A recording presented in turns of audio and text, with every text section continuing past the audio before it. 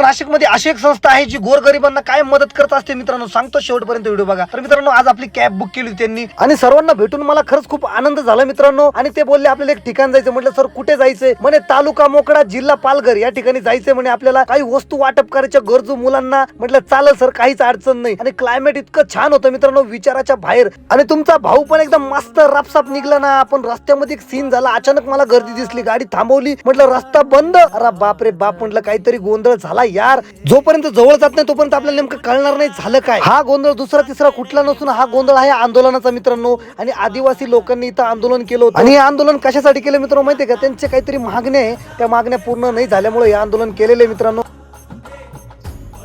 त्यांनी लिहिलेलं आहे आणि पूर्ण झाल्या पाहिजे असं त्यांचं म्हणणं आहे. म्हटलं आपल्याला आता 2-3 तास तर कसं बी हालत नाही म्हटलं, किंवा दिवस पण जातो म्हटलं, काही खरं नाही. आता आपल्याला इकडे थांबलं. इथून फक्त 20 किलोमीटर आमचं लोकेशन होतं मित्रांनो. त्याच्या अगोदरच हा सीन झाला. इथं पूर्ण रस्ता चक्का जाम करून टाकलाय. पोलीसवाले आले तरी पण पोलीसवाल्याला काही ऐकायला तयार नाही. त्यांचं आंदोलन त्यांनी कंटिन्यू ठेवलं. बघता बघता गर्दी वाढायला लागली मित्रांनो, खूपच गर्दी झाली. म्हटलं चला आपण आता बाजूला जाऊन थोडा चहा पिऊ. सर म्हणे चहा पिऊस तर नाही का थोडी गर्दी कमी होईल. पण चहा प्यायला गेलो आम्ही, गर्दी एवढी वाढली की विचाराच्या बाहेर. बघू शकता मित्रांनो, खूप गर्दी वाढून गेली आणि ट्रॅफिक पण फुल लांब पर्यंत ट्रॅफिक लागली होती मित्रांनो. म्हटलं आता 3-4 तास आपले कसे पण जातील, म्हटलं काहीच विषय नाही. तितक्यात अँब्युलन्स आली, पण अँब्युलन्सला इतकी चांगल्या मार्गाने त्यांनी रस्ता दिला मित्रांनो. बघू शकता अँब्युलन्सला दिल्याच्या नंतर परत त्यांनी लॉक करून टाकलं. फक्त अँब्युलन्सला अलाउड होतं, बाकी कोणालाच नाही. आम्हाला वाटलं रस्ता मोकळा झाला, आम्ही एकदम खुश झालो. पण गोंधळ असा झाला की त्यांनी परत बंद करून टाकलं, फक्त अँब्युलन्सला जाऊ दिलं. म्हटलं काही खरं नाही, अँब्युलन्सला जाऊ दिलं नाही, चांगली गोष्ट आहे. कारण की अँब्युलन्स मध्ये पेशंट वगैरे इमर्जन्सी असते म्हणून अँब्युलन्सला पाठवलं, चांगली गोष्ट. पण पोलिस सांगून वैतागले, पोलिसांना पण ऐकायला तयार नाही.